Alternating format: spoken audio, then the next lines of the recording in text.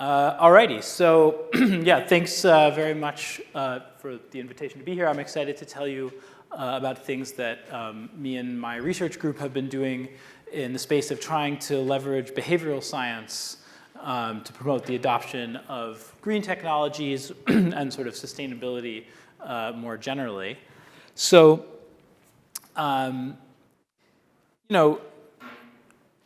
there's a lot of really great technologies that are sort of recent innovations, things that have been around for a long time and that are getting better, and the kinds of things that we heard about earlier in this session, photovoltaics, nuclear, things like that.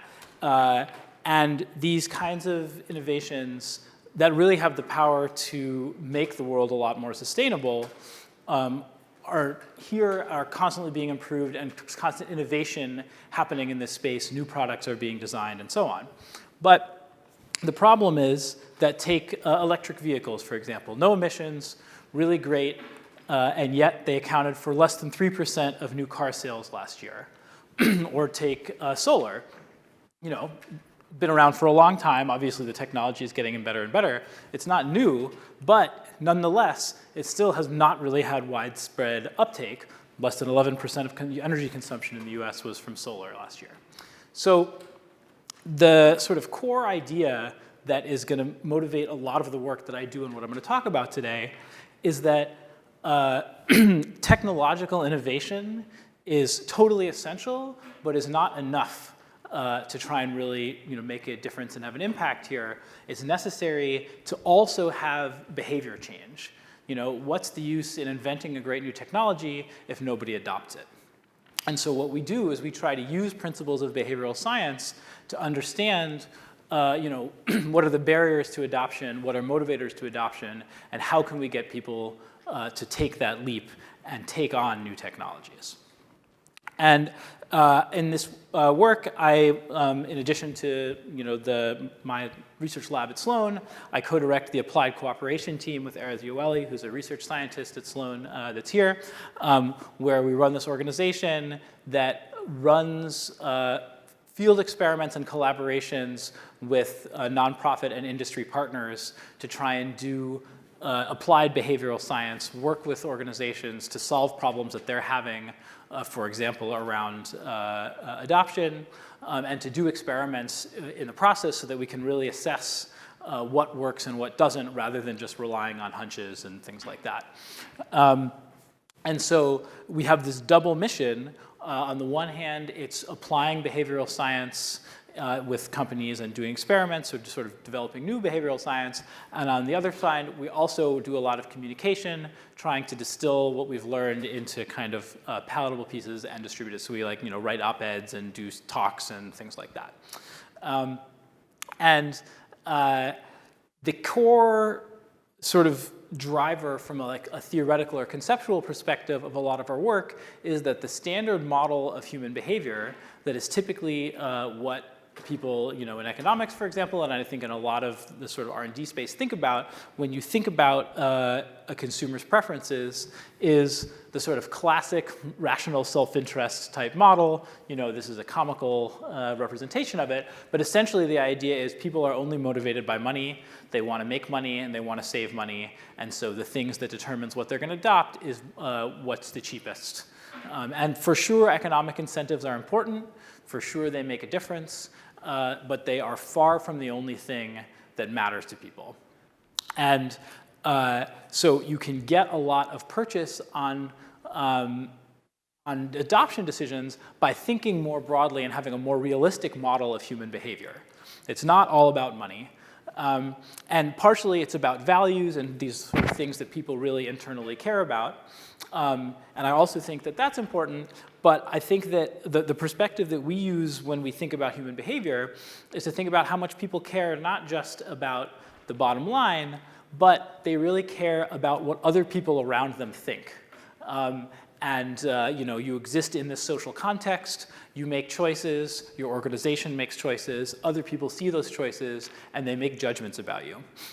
And people are really concerned about having a good reputation and about being seen as doing the right thing. Another way of saying this is that social norms are extremely powerful. And so people are willing to incur fairly substantial economic costs in order to do things that are seen as the right thing, as long as other people are able to see what you're doing. And so we'll come back to this in a minute, but that like a core power, social norms can be an extremely strong binding force when other people know your actions. And then on a related concept is the idea of signaling. So social norms is there's some sort of external pressure from what the people around you think is right that you want to kind of follow in order to be seen well. And then there's also a desire to signal things about yourself. So the peacock with its amazing tail is the classic example of this, where, why do male peacocks make these absurd-looking tails? The idea is that this allows them to show off how fit they are, that they're such a healthy, powerful peacock that even with this absurd tail, they can still get away from predators and find enough food and stuff like this.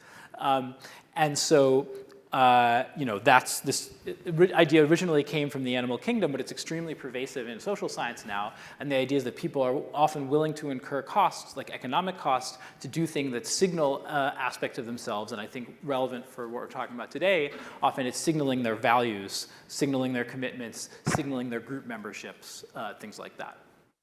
And so from this kind of view of human behavior that centers on these social concerns, there's sort of three core principles that we've distilled as drivers of people's behavior, and therefore like sort of levers that you can use to affect people's behavior if you're trying to get them to do something, particularly something that's seen as socially desirable, for example, seen as green or sustainable or whatever. The first core principle is increase observability. That is, to the extent that you can make people's choice of whether to adopt or not something that other people can easily see, that increases the power of social norms to sort of govern the behavior, and it increases the signaling value. I think a classic example of this is the Prius. When they introduced the first electric car, they could have just made it look like all of the other cars. But then no one would have known that you sort of went out on a limb and got this electric car. And so I think the distinctive design of the Prius was a really important part of that initial success, is it allowed it to serve as a signal. Another key idea is to eliminate plausible deniability. If it's unclear what the right thing is to do, or unclear what choices people are doing, then you can kind of wiggle out of responsibility and be like, oh, well, I didn't know that this was good or not. And I think that this is actually one place that public education campaigns around things like, for example, with nuclear, are important, is that to the extent that you can sort of create common knowledge such that you have a belief about something and you know that everybody else also understands that or knows that, those facts, then that creates this kind of shared responsibility and reduces the extent to which there's plausible deniability. And the third element is sort of you want to try to communicate the community expectations about what people think you should do. That is, you want to make the social norm common knowledge again. And so therefore, in this one, it's sort of like, if you know that other people are doing something, or if you know that other people think that you should be doing something, then that creates more sort of pressure on you to feel like, oh, well, okay, I guess this is the right thing to do. I should do it. And we sort of apply these principles across a lot of different projects in different verticals. We do a bunch of work in sustainability, some of which is what I'll tell you about today. We're also working in philanthropy and volunteering, in healthcare, and in digital stuff related to digital economy and social media and misinformation and fake news and things like that. But focusing on sustainability work, I'm going to tell you about a few different projects that we've done that show how you can leverage these kinds of ideas around social motivations to shape consumer behavior in the sustainability space. So the first project involves demand response. I think probably a lot of people here know about demand response. The idea is that on really hot days, if everyone cranks up their air conditioner, there's a big surge in electricity demand, and this has the potential to overwhelm the grid. And so you don't want that to happen. And so demand response is something where you can install a unit that automatically turns down the intensity of the air conditioners to some extent on the hot days so that it only changes the temperature in your house by a degree or two. You don't really notice it, but if lots of people are doing it, it avoids the public bad of the blackout. So it's sort of classic public good in small personal cost, large collective benefit. And the programs are great, they've been around forever, but sign-up rates are extremely low.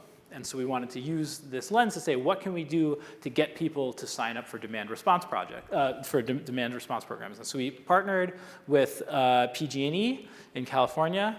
I think that name has gotten a little bit tarnished maybe recently, but back when we did this, it was great. And so what PG&E did is we designed this flyer that they sent to about 1,400 California residents, where it's basically saying, there's this great new program. You have the power to make a difference. It's sort of emphasizing this public good nature, emphasizing the sort of social desirability of doing demand response. And then what we said is, OK, so it describes the program. And say, if you want to sign up, there's going to be a sign-up sheet posted in the mailroom of your building. And in one condition, we just gave them a personal code, and we said, if you want to sign up, just write down the code from your letter here, and we'll sign you up. And so that's the sort of anonymous condition. In contrast, the other half of the buildings were anonymized into the observable condition, where they still had to write down the personal code and the date, but they also wrote down their apartment number and their name. And so the idea is in the latter condition, everyone in the building can see who's signing up and who's, implicitly therefore who's not. But it sort of allows you to get some reputational benefit from signing up. And then we also, in parallel to this, we randomized whether people got a $25 cash incentive or not, which is what the utility company had been doing previously. And so what I'm going to show you here is the fraction of people that signed up for the demand response program in the anonymous condition versus the observable condition. I will start by saying the $25 cash incentive did essentially nothing. There was no significant difference in sign-up rates across conditions based on the incentive, whereas in contrast, making the sign-ups observable tripled the sign-up rate. And so this was a big difference and a much bigger difference than what you were getting from the sort of standard, oh, we'll just pay people to do it. Obviously, if you paid them enough money, presumably they would do it, but this was free. And led to like a substantial increase in uptake. And then, our argument is the reason this is working is because people are thinking about their reputations and wanting to sort of look good. And so to show that that's really what's going on, we did some analyses where we said, OK, if you contrast owners versus renters, owners are care what their neighbors think about them and are invested in their sort of long-term relationships. Renters, not so much. And consistent with that, you see a big effect of making things observable on the owners, not much effect on renters. And similarly, if the idea is you want people, this is about people that you care about seeing what you do. This is the care about part. And then we also contrasted apartment buildings with row houses, where in the row house there's not really anybody else to see the sign-up sheet, whereas in the apartment buildings there are. And again, so this is people have to see it. Other people have to see it in order for it to work. So, and then the final thing is, the idea is, if people that you care about can see whether you're doing something that's socially desirable, then you'll be more likely to do it. And so here we also had another version where we sent them the letter that cut out all the stuff about you can make a difference and it's good for the world, and was just like, there's a new feature, do you want to sign up for it? So in this case, there's not that same sense, that sort of communication of expectations. There's not that sense of other people care about it and other people will be impressed that I do it. And accordingly, in this non-public goods framing, we don't find the same effect where the observability doesn't really do much. So if you put all of this together, it's evidence that if you can make people's behavior observable in a context where they have the sense that it's the right thing to do, that will motivate them to do it in a way that can really be economically meaningful. OK, another example comes from residential solar.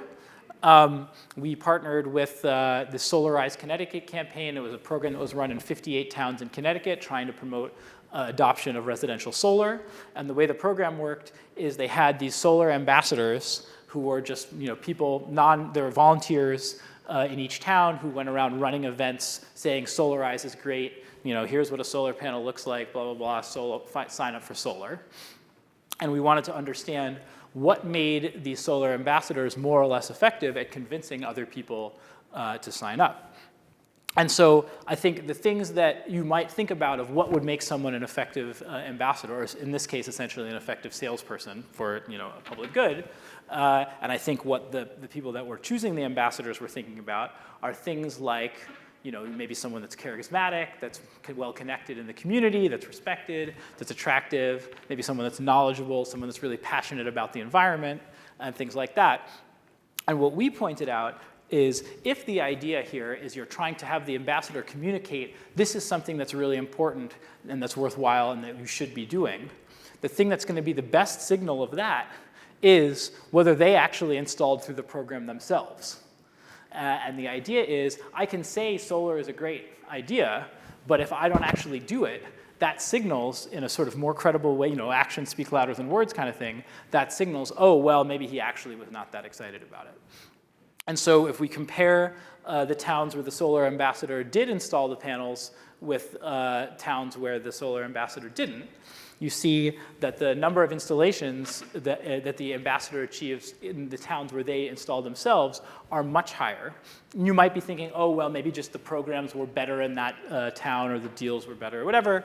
We do some analyses that suggest that that's not the case and that it really is a causal effect of the ambassador installing the solar panels, making other people, basically making them more able to convince other people to install.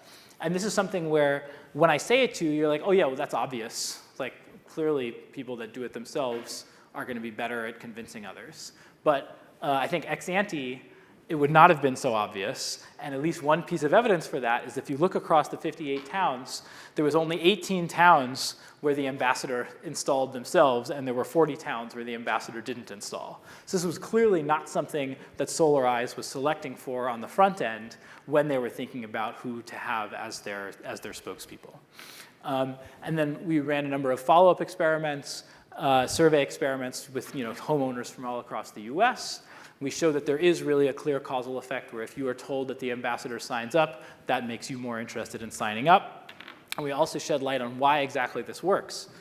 We show that it's not just that ambassadors that say sign up but don't do it themselves are perceived as hypocrites and therefore people don't listen to them. It's not that. It's also not just a simple imitation thing where, oh, if you didn't do it, then I'll just copy you and I won't do it.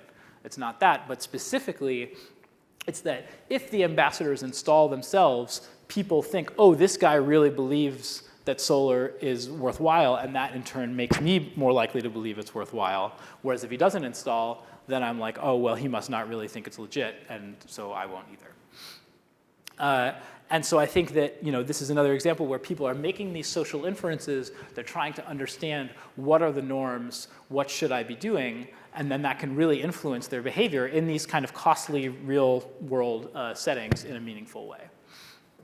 The final example I want to talk about involves water conservation. So here it's sort of an adoption of a behavior rather than the adoption of a technology. But we all like nice green lawns, but obviously that is a huge waste of water. And so the question is, what can we do to encourage people to conserve their water use? And so we ran this experiment together with a company called Smart Water that creates these home water reports. They're kind of like, they do some measurements and then they create a report each month for the house that says how much water you used and how much water your neighbors used. So it creates this kind of social norm sense of you can see if, in particular, if you're consuming more water than your neighbors, other work has shown that makes people, they kind of adjust down to be like, oh, well, okay, I guess I'm overdoing it. And this fits again to the communicate expectations kind of framework where if you don't know what the right amount of water to use is, whatever, but so this sort of informs you and says, okay, this is how much water you're using, this is what other people are using, and here's tips for reducing your consumption. And so that's the control. And then what we did is we also had two other conditions that added to that baseline some information to try to sort of help motivate the people to actually adopt the behavior of reducing their consumption. And in the sort of private benefit condition, we used a sort of standard thing that you would do if you were thinking about people from a money maximization perspective, which is just like, hey, basically, look, you're wasting water on doing all of this watering. It's expensive. Learn how to save money. Whereas in the public good messaging condition, instead we use these messages around the sort of economic or the ecological costs of water use. And so this was run with over 10,000 households from wealthy suburban areas in Connecticut, and it was like a 6-month project where they got 6 of these reports, one each month. And so then we want to look at how much do people decrease their water use relative to the baseline. So that is, the control in and of itself makes things better. But now we want to look at the message of the private benefit of the public good. How do these additional messages, again, which are totally free, just like a little thing you put in the corner of the message, how does that affect the decrease in water use? How much additional benefit do you get over the control? And what we find is that the messaging about saving the money doesn't really do anything. Whereas this message about communicating that there's a public good and reminding people essentially that reducing water is good and sort of giving them the sense of like, oh, this is something that's important that I'm expected to do, is more effective than nothing and leads to around a 3% decrease in number of gallons per day, which for an intervention that's totally free can really add up to an important sort of ecological savings. So to wrap up, I think my number one message is technology and technological innovation is totally critical, but in many sectors isn't enough. And it's really important to think about this behavioral problem of how do we get people to adopt this thing? How do we move attitudes? How do we move perceptions? How do we get people on board? Because without that, you don't get adoption. Happily, this is not like a question that nobody has considered before. There's a lot of work in behavioral science on this kind of behavior change, motivating people to adopt, sort of more, whatever more desirable behaviors. And another thing that's nice about these behavioral interventions is not only are they often quite effective, but they're also typically essentially free. Because they're not paying people, they're not coming up with new things, they're just doing these kind of like changing the message or changing the information that's available to people in order to shape their understanding of what they should do and their sense that they're going to be accountable if they don't do it. And so I guess what I would say with my final bit here is we think this is great and guys want to try it out? We are always excited for partners if any organizations want to try some of these things. We're happy to talk to people, and we're also particularly excited if there are organizations that would want to actually try some of these things and work with us to design some experiments to assess the effectiveness. Because I think that's another really important part is I think there's often an undervaluing of the importance of experimentation to really provide evidence that the things that you're doing are worthwhile versus just saying, it seems like a good idea, let's do it. So, I'd love to hear what folks have to say.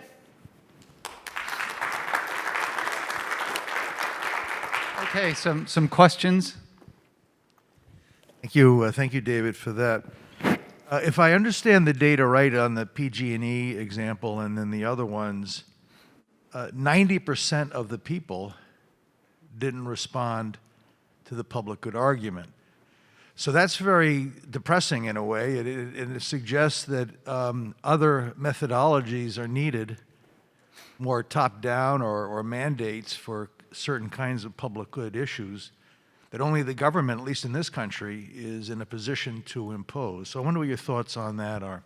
Yeah, so I mean, I think one issue is that, like in the PG&E study, for example, the people got sent these flyers, and we don't know what percentage of the people just immediately recycled the flyer without even looking at it. And my guess is it's a very high percentage based on my personal flyer recycling behaviors. So, it's unclear what fraction of the people that actually saw the treatment signed up for it. But I think that for sure, in terms of public goods in general, the whole problem with public goods is that there is this individual cost that you need to somehow kind of motivate people to overcome, and top-down regulation is certainly the simplest way to do it because then you just kind of remove the choice from people. And so I think like whenever it's kind of feasible and not ethically dubious to have top-down regulation, that is great, and then we don't have to worry about this. And this is sort of fitting in the space where there's not regulation, but we would like people to do it. One here, David. Hey, thank you. I'm curious, the example you gave seemed to be centered around one apartment complex or one county. If you were to do like a nationwide campaign, and my mind keeps going towards like vaccine adoption, where what is deemed as the right thing to do changes per county or per city or per state, how would you tackle that? Yeah, it's a great question. And it is like a really core element of all of this is that we know a lot about if a norm exists, essentially how to leverage that. Like if a good norm exists, how to leverage that to get people to engage in public goods.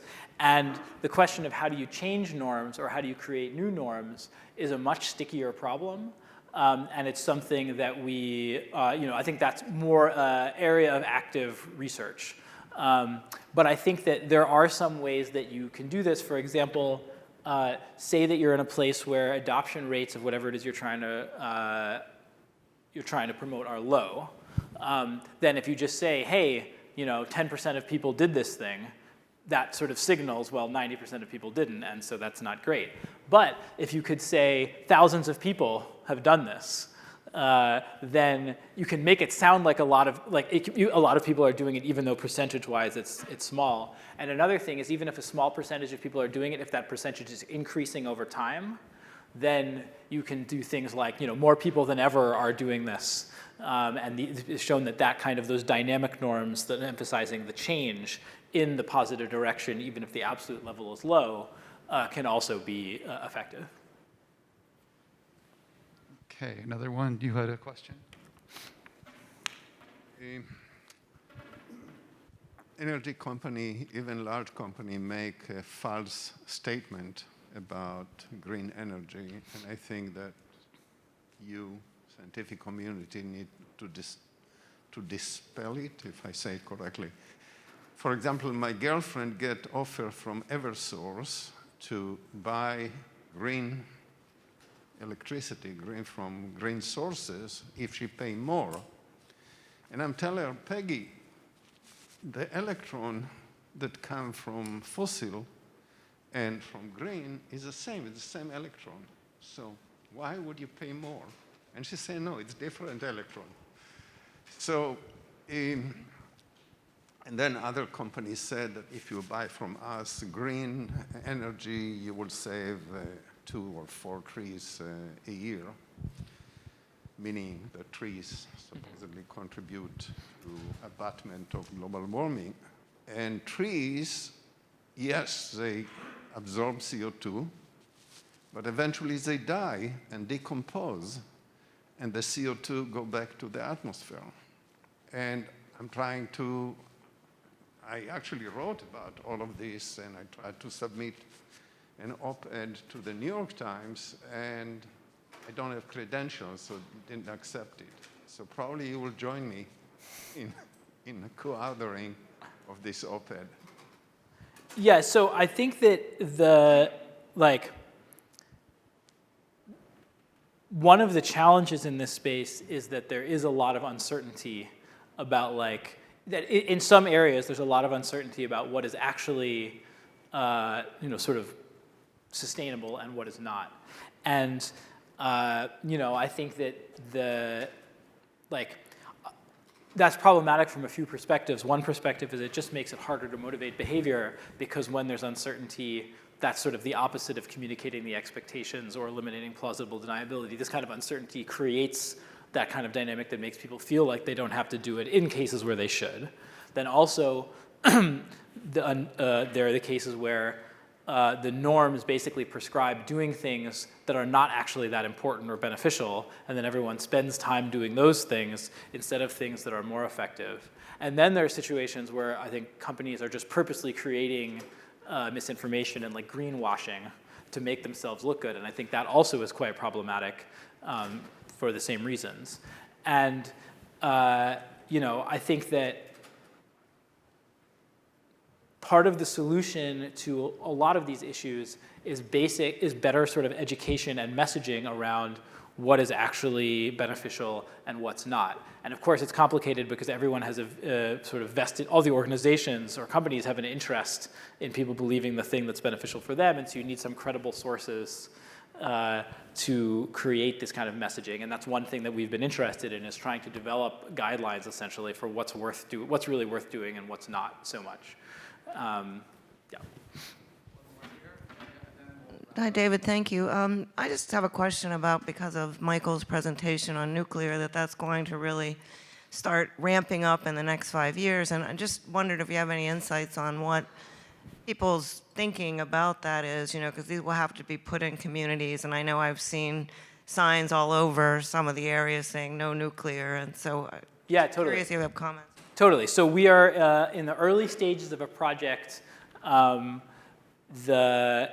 with a bunch of the folks working on nuclear at MIT on trying to understand these perceptions around nuclear and the barriers to nuclear adoption and support for nuclear and things like that. And the surveys consistently suggested in the US, actually most people either don't care or are pro-nuclear.